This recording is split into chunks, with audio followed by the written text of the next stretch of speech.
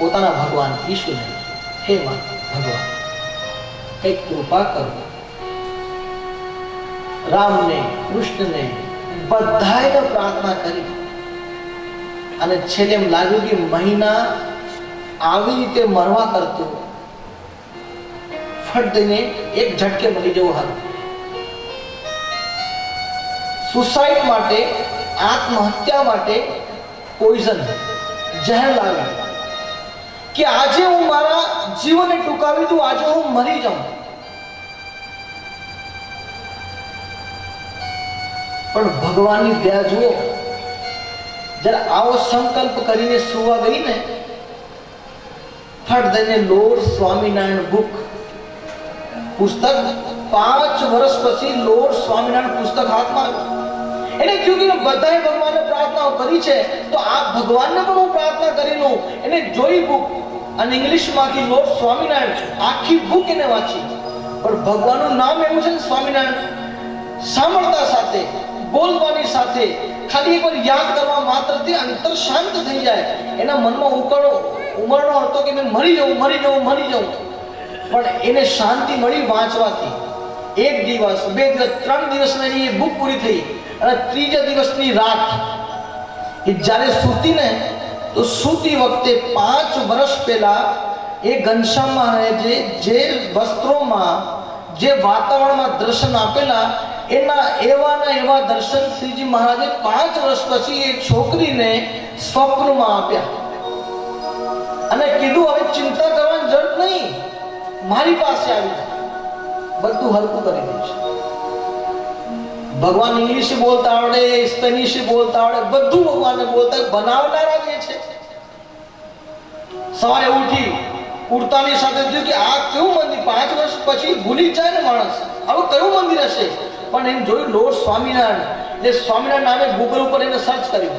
હવે જો સાચી જગ્યા દેખાડવાની છે ને, સાચી જગ્યા લઈ જવાનું છે, તો તમે ગૂગલ પર સર્ચ કરો ને સ્વામિનારાયણ નામે, તો સૌથી પહેલા બીજા લોકોનું દેખાડાય, પછી આપણું દેખાય. પણ આજે સાચું દેખાડવાનું છે. એટલે લંડનમાં આપણું મંદિર છે કાર્ડિફ, કચ્છી હરિભક્તો બધા ત્યાં વહીવટ કરે છે. એક કચ્છી હરિભક્તોનું મંદિર છે કાર્ડિફમાં, અને કાર્ડિફ મંદિરની એને વેબસાઇટ ખોલી સૌથી પહેલા, અને ખોલા અંદર એને નોર્વોક ત્યાંનો યુએસનો એડ્રેસ મળ્યો. અને લાઈટથી હા 5 વર્ષ પહેલા હું આ મંદિરમાં ગઈ. અને પછી તો એ સાંજના સમયમાં હરિભક્તો બેઠા હતા, અમે સત્સંગ કરાવતા હતા.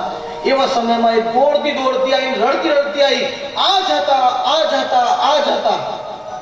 અરે અમે તો બેઠા વિચાર કરી કે આ બેનને અમે કોઈ જોઈ નહીં, અને આ જ હતા. અરે શું આ હતા? એક છોકરો બેઠો તો મેં કીધું ભાઈ પૂછ તો કરો ને બેનને શું હતા. અને એ માથું પછાડી રડવા લાગી. મેં કીધું ના પાડ માથું પછાડવાની, અને એને પૂછ શું હતા. ત્યારે એને આખી સ્ટોરી કીધેલી કે હું 5 વર્ષ પહેલા આવેલી, આ રીતે મને દર્શન થયેલા, અને આ રીતે હું સમસ્યામાં ફસાણી, અને 5 વર્ષ પછી મને કાલે દર્શન થયા. અને ચમત્કાર પરચાની વાત શું તો બીજી, જે 5 વર્ષ પહેલા જે ભગવાનને વસ્ત્રો ધરાવેલા હતા ને, એ જ રાત્રે સપનામાં દર્શન આપ્યા, અને એના એ જ વાગા ભગવાને એક દિવસે પ્રધાન કર્યા હતા. તો ઓલીના મનમાં થઈ ગયું કે રાત્રે પણ એ જ, ઓલા દિવસે પણ એ જ, અને અત્યારે પણ એ જ. આ ભગવાન સિવાય બીજું કોઈ કરી શકે નહીં. એને મનમાં થઈ ગયું કે ખરેખર આ ભગવાન તો આ છે.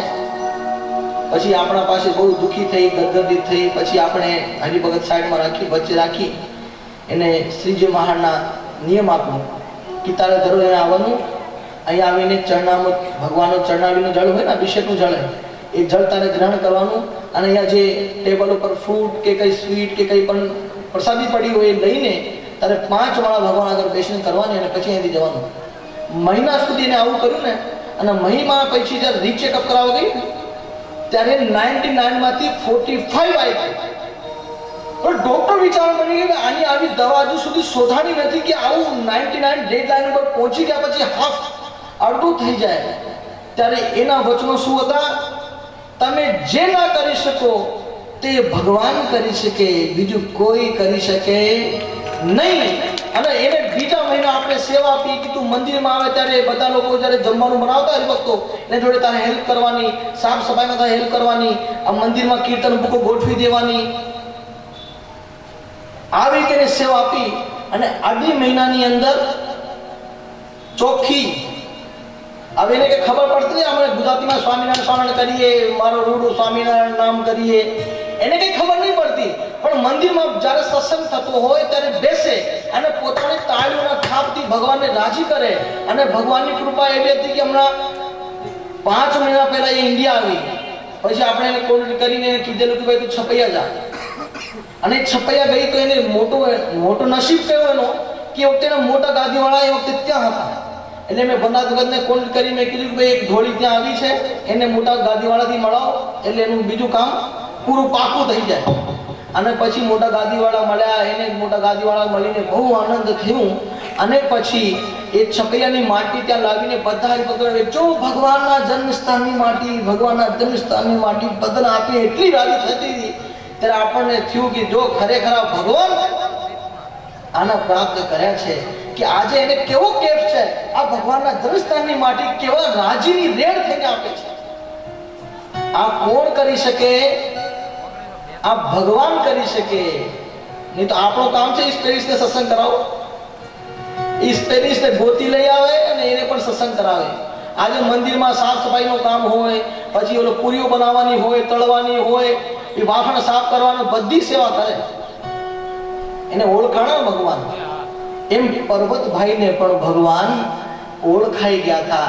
એટલે જ્યારે પર્વતભાઈ આંખો બંધ કરે, ખુલ્લી આંખે ભગવાનને જોવાની ઈચ્છા કરે તો મહારાજ સામે સાક્ષાત હાજરા હજુર થઈ ગયા. હવે બોલો, જોઈએ છે ભગવાન? હા.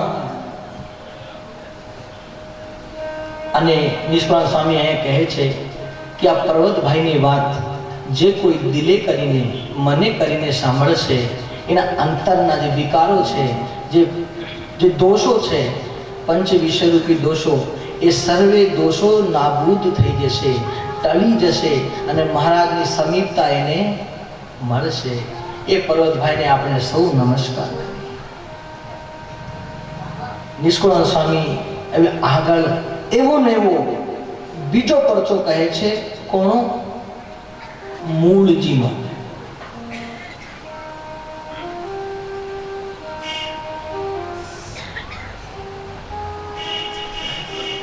વળી વાત બીજી એક કહું છે તો અપાર પાર કેમ લગું. વળી વાત બીજી એક કહું છે તો અપાર પાર કેમ લગું. વળી વાત બીજી એક કહું છે તો અપાર પાર કેમ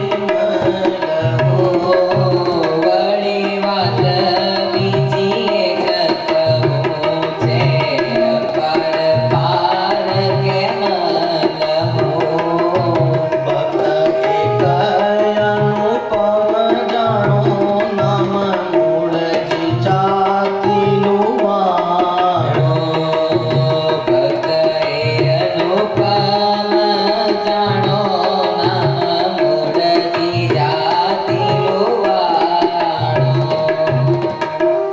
એ મૂળજી લુવાણો, જાતીય લુવાણો નામ હતું એનું મૂળજી. અને એનું ગામ કયું હતું? હાટીના માળિયા. હાટીના માળિયા ગામનો આ મૂળજી લુવાણો ભગવાનને પ્રસન્ન કરવા માટે, એ ભગવાન એને પરચો આપ્યો છે એ બતાવવા માટે નિષ્કુળાનંદ સ્વામી કહે છે, હતો જન્માંતરે જીવ સારો, સત્ય ધર્મ લાગતો તે સારો.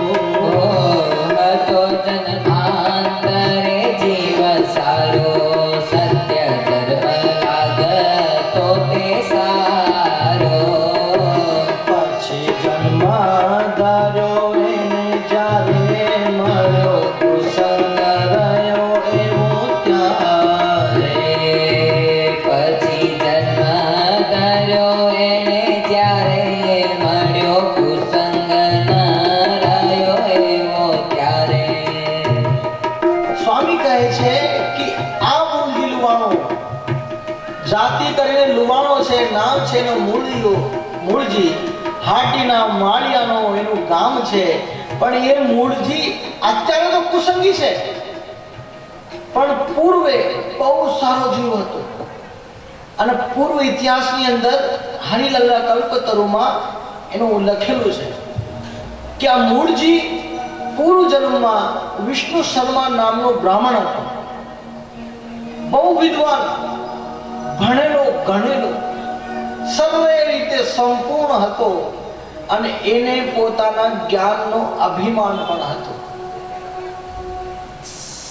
એ ઋષિઓ મહાત્માઓ સર્વે ભેગા થયા. એક વખત બહુ મોટો યજ્ઞ કરેલો અને ઋષિઓ મહાત્માઓ એ સર્વે ઋષિઓમાં અંગિરા ઋષિ મુખ્ય હતા આચાર્ય તરીકે.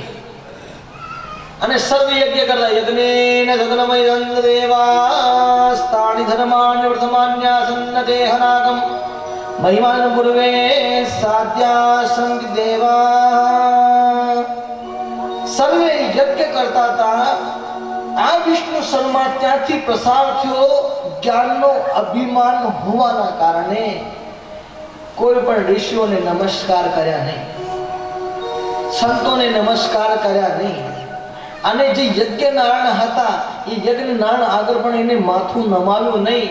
અને માનથી અભિમાનથી ગર્વિત થઈને એક જગ્યા બેસી ગઈ. અંગિરા ઋષિએ આ દ્રશ્ય જોયું કે જાતિએ ભૂદેવ છે, જાતિએ બ્રાહ્મણ છે, પણ એને ભાન નથી.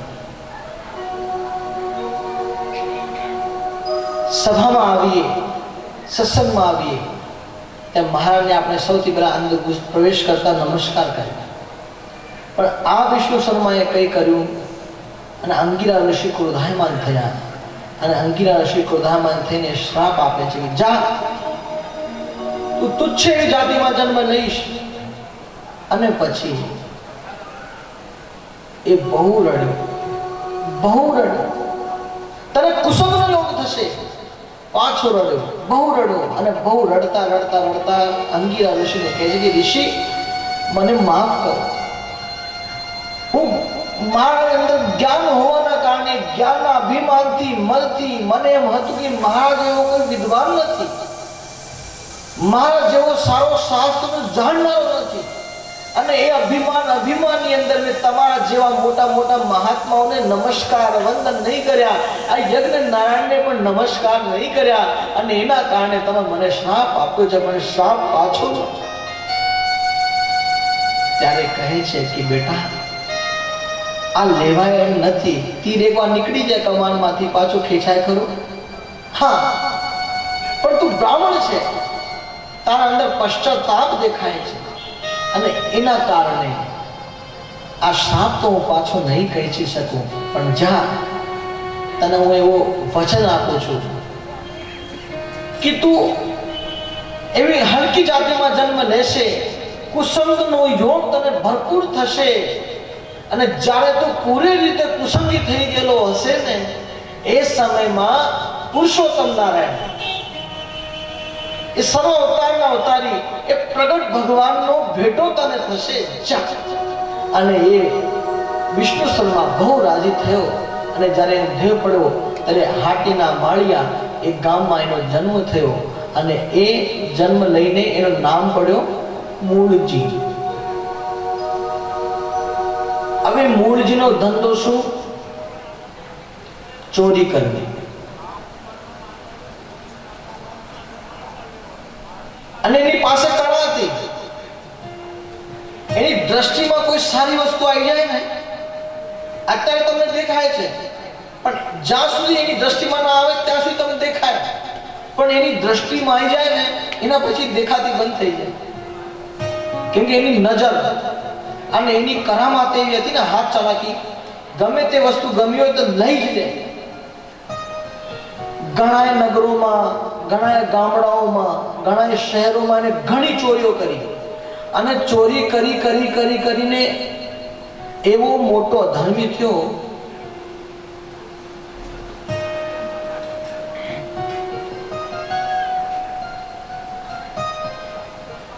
એ કહું જન્મ ધરી જે જે કર્યું થઈ ચોર ચોર માહી તે મોવડી, હરે વસ્તુ જે નજરે પડી, એવા બીજા ગુણ બહુ જાણે જન જગતમાં સહુ, ફરે હરવા વસ્તુ હંમેશ, તેને અર્થે જાય દેશો દેશ. પેલો સામાન્ય ચોર હતો, નાની મોટી ચોરીઓ કરતો, પણ એ ચોરી કરતો કરતો એવો પ્રખ્યાત થયો કે ચોરમાંથી મોવડી એટલે ચોરોનો સરદાર, ચોરોનો મોટો સરદાર બન્યો. એના નીચે કેટલાય બધા માણસો કામ કરે અને આ ચોરીઓ ઉપર ચોરી અને જે વસ્તુ નજરમાં પડે એ હારી લે, જે નજરે પડે એ હારી લે. અને એવામાં જ્યારે બહુ મોટો કુસંગી થયો અને બહુ મોટો ચોર બન્યો, ત્યારે અંગીરા ઋષિના વચન પ્રમાણે એને કોનો યોગ થવાનો હતો? પ્રગટ ભગવાન. જ્યાં સુધી પ્રગટ ભગવાનની પ્રાપ્તિ ન થાય ત્યાં સુધી જીવનો ઠેકાણો પડે નહીં. કેમ? જ્યાં સુધી પ્રગટ ભગવાનનો ભેટો ન થાય ત્યાં સુધી જીવનો ઠેકાણો પડે નહીં.